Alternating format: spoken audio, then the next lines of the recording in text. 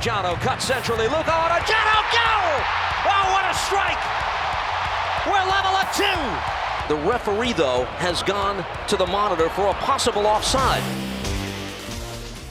Welcome to Instant Replay for MLS Match Day 26. I'm your host, Andrew Wiebe, and as always, we're taking a closer look at the most controversial refereeing decisions in Major League Soccer. We start with the trio of big calls in the big game in Cincinnati. Pat Noonan's boys trying to add 3 more points to their Shield lead, and it wouldn't happen. Charlotte got the win, but there was a critical moment in which Cincinnati could have come back. 47th minute, watch this clear handball by Adelson Malanda. Yep, right there, extending the arm, unnatural position, making himself bigger in this situation, and Guido Gonzalez Jr., the referee, spots it. Good call. That's a penalty. Good save by Christian Kalina. Keeps Charlotte in the advantage. But Cincinnati are pushing for that equalizing goal, and just a few minutes later in the 49th minute, they get it. Luca Arellano, bang, 2-2.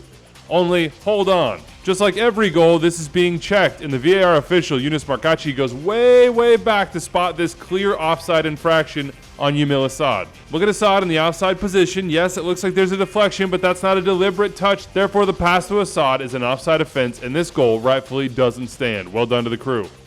And finally, an easy denial of an obvious goal-scoring opportunity, Dogso-Redso, if you know that term. In the 72nd minute, Miles Robinson just takes the wrong angle on this play.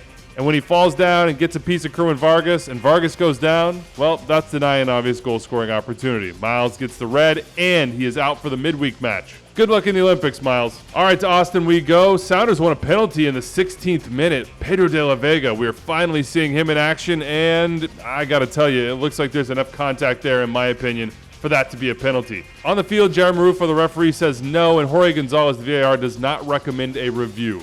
And you know what? I can sort of understand Gonzalez's position. One of the best views of this potential foul is obscured, and while I think it looks like enough contact, I don't think I can tell you I'm 100%. Refereeing, it's hard, folks.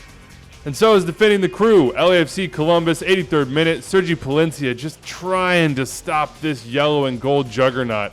And on a yellow card, he reaches out and grabs Alexandru Matan as Matan bursts by. Now, I know this grab isn't much, but it's a professional foul. He's grabbing him to prevent a cross. That's a second yellow and a clear red card. Palencia out against RSL midweek. And I know you Atlanta fans did not like that second yellow into Stian Gregerson in the 55th minute against Montreal, a game that the Canadians would win 1-0, but to me this looks like a yellow card for stopping a promising attack. Count them up, producer Phil. I see 8 players for Atlanta United potentially being eliminated in this moment. Given Huan is taking a touch out into space to start a counterattack, and Gregerson pretty cynically just runs right through him, that to me is a clear yellow. I'm good with the call by referee Ted Uncle. All right, get out those eagle eyes. St. Louis, Vancouver, 80th minute. Vancouver always had this one in the bag, but an interesting moment here as Fafa Picault thinks he gets the 4th goal, but it's ruled off for a previous handball. Watch very closely here. Do you see the ball change direction? Do you see a clear and obvious handball? I know it is ever so slight, but I actually do. I see the ball change position and spin just slightly, and even that little touch to put it in front of Alessandro Schaff is enough to start this counterattack and create the eventual goal. Hey, maybe you see something different. Let me know.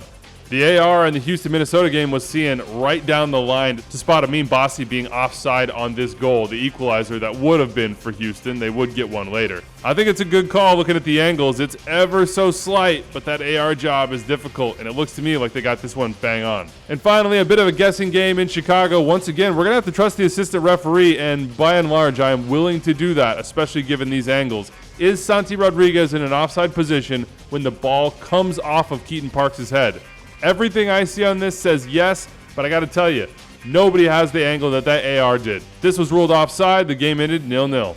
And that's it for us. If you see something, say something. Tweet using the hashtag #InstantReplay. Big thanks to my producer and editor on this one, Phil Levanco. I'm Andrew Wiebe. We'll see you next time.